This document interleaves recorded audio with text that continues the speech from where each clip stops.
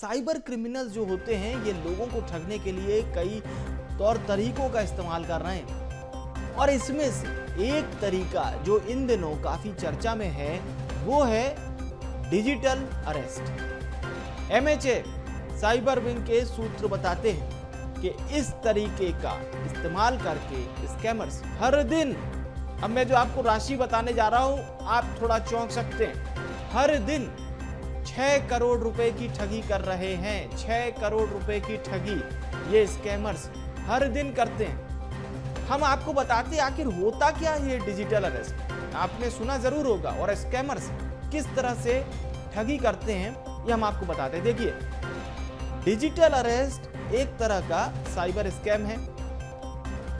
इसमें ये ठग क्या करते हैं, पुलिस, सीबीआई, नारकोटिक्स या फिर किसी अन्य संस्था का अपने आप को अधिकारी बताते हैं। वो कहते हैं कि हम दिल्ली, मुंबई में बैठे हैं और इतने ज़्यादा कॉन्फिडेंस उनमें रहता है, इतने कॉन्फिडेंस से वो बात करते हैं कि आप भी कई बार चौंक सकते हैं और हो सकता है कि इनके तौर तरीके तो कई बार आप फेर में पड़ जाएं कि ये असली है या नकली है।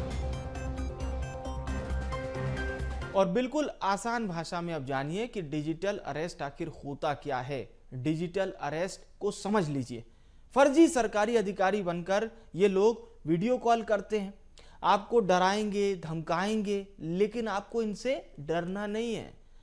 आपको पूरी तरह से समझ लेना है कि कोई भी एजेंसी, मैं कह रहा हूं कोई भी एजेंसी इस तरह से ना तो वीडियो कॉल करती है और ना ही इस तरह से आपसे डरा धमका के बात करती है। डिजिटल अरेस्ट से बचने के लिए अनजान कॉल उठाते समय आपको सतर्क रहना है। आपको याद रखना है कि पुलिस अधिकारी कभी भी अपनी पहचान बताने के लिए वीडियो कॉल का इस्तेमाल नहीं करते। पहचान पत्र, एफआईआर की कॉपी और गिरफ्तारी वारंट ऑनलाइन नहीं साझा किया जाता है। पुलिस अधिकारी वॉइस या वीडियो कॉल पर बयान दर्ज नहीं करते हैं, समझ लीजिए। पुलिस अधिकारी कभी भी आपको कोई ऐप डाउनलोड करने के लिए नहीं कहते हैं।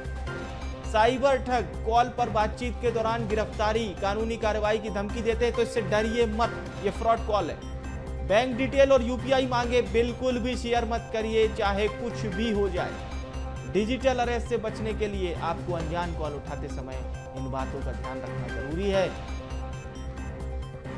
तो आप इस बात को गांठ बांध लीजिए कि कोई भी सरकारी एजेंसी आपको बातचीत के दौरान वीडियो कॉल, फोन कॉल का इस्तेमाल नहीं करती है। और भोपाल से हमारे सहयोगी मनोज राठौर हमें ज्वाइन कर रहे हैं। मनोज जी, आपने एक लंबा अरसा देखा है न केवल कानून व्यवस्था किस प्रकार से पुलिस माकूल करती है, बल्कि साथ ही साथ अब हमारे दर्शकों को आप बताइए कि क्या कोई भी सरकारी एजेंसी इस तरह का इस्तेमाल करती है कि वीडियो कॉल या फिर अन्य एसएमएस के माध्यम से जानकारी लेती है? जी हाँ विवेक, बिल्कुल, क्योंकि ये काफी गंभीर मामला है और ये गंभीर मामला इसलिए भी है क्योंकि भारत सरकार या मध्य प्रदेश सरकार या किसी भी सरकार की तरफ से कोई भी डिजिटल अरेस्ट का प्रावधान नहीं है, यानी कानूनी तौर पर कोई ऐसा प्रावधान नहीं है। लेकिन क्योंकि जो साइबर फ्रॉड का जो दायरा है वो लगातार बढ़ता जा रहा है, यानी अभी तक ओटीपी के नाम पर या फिर बैंकिंग फ्रॉड के नाम पर शिकायतें आती थी, लेकिन अब किस तरीके से साइबर ठग जो है डर दिखाकर, डिजिटल अरेस्ट दिखाकर जो है वीडियो कॉलिंग करते हैं और वीडियो कॉलिंग के जरिए एक वीडियो भी भेजा जाता है और बताया जाता है कि डिजिटल अरेस्ट आपकी की जा चुकी है और आपको साथ जो है इस तरीके से जो वीडियो में दिखाया जा रहा है उस तरीके से आपके साथ ट्रीट जो है वो पुलिस एजेंसी करेगी। हालांकि अभी तक 24 मामले जो है वो राजधानी में आए, जो कि अपने आप में ही गंभीर है, क्योंकि इस तरीके के मामले जो हैं यदि बढ़ते हैं तो जो साइबर ठग है वो कहीं ना कहीं पुलिस के सामने चुनौती बनते हैं। ऐसे में आरबीआई की भूमिका क्योंकि बैंकिंग सेक्टर में महत्वपूर्ण है। बैंकिंग फ्रॉड क्योंकि होते हैं जब इस तरीके के डर दिखा के ओटीपी लेकर जो अकाउंट है उनको साफ किया जाता है, यानी उनके पैसों को अपने अकाउंट में फर्जी अकाउंट जिसे हम कह सकते हैं उनमें साइबर ठग ट्रांसफर कराते हैं। तो इससे आम जनता को बचना चाहिए। यदि डिजिटल अरेस्ट के कोई फोन कॉल्स आते हैं, मैसेज आते हैं या कोई लिंक आती है, तो उसको उस पर बात करने से पहले, रिप्लाई करने से पहले आपको तमाम जानकारियों को उसकी सत्यता की परख कर लेना चाहिए। यानी इस तरीके का किसी भी तरीके का प्रावधान कानूनी तौर पे नहीं है। यही कारण है कि कई लोग इस झांसे में रह जाते हैं जिनके पास ये जानकारी नहीं रहती है, जागरूकता की कमी रहती है। वही लोग जो है साइबर ठगी के शिकार बनते हैं, क्योंकि 90% मामले ऐसे हैं जिसमें जरा सी लापरवाही, जरा सी चूक जो है वो व्यक्ति को भारी पड़ी है और लाखों रुपए उनके अकाउंट से निकल गए। लेकिन डिजिटल अरेस्ट के जो मामले हैं वो अपने आप में काफी गंभीर है, डराने वाले हैं। ऐसे में व्यक्ति डर के कारण जो है झांसे में आ जाता है।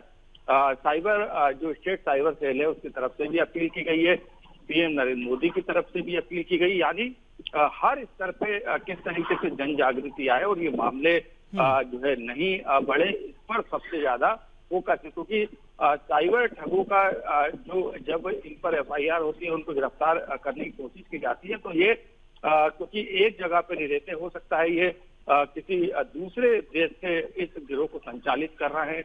यहाँ पर सिर्फ उनके अकाउंट है। यही कारण है कि ऐसे मामलों को ट्रेस करने में पुलिस को दिक्कत आती है। लेकिन अब क्योंकि स्टेट कोऑर्डिनेशन कमेटी के द्वारा तय किया गया है कि आपसी साझेदारी से जानकारियों की सूचना को आदान प्रदान करके इसे रोकने की एक कोशिश और एक प्रयास भी है। बिल्कुल बिल्कुल सही कहा आपने। बहुत बहुत धन्यवाद आपका विस्तार से जानकारी हमारे दर्शकों तक पहुंचाने के लिए। तो इस मामले को आप समझिए, क्योंकि इस तरह का कोई भी वीडियो कॉल, कोई भी ऑडियो कॉल, लिंक, या फिर आपको मान लीजिए कि ये बताया जाए कि आप पर एफआईआर दर्ज कर ली गई है, अब आप बयान दर्ज करवाइए, नहीं, ऐसी कोई भी व्यवस्था भारत के किसी भी कानूनन और सरकारी जो संस्थाएं हैं वो उपयोग नहीं करती हैं। ये पूरी तरह से फ्रॉड है, ये ठग हैं। आप चाहें तो फ़ोन को काट दीजिए या फिर उस नंबर की कंप्लेंट कर दीजिए।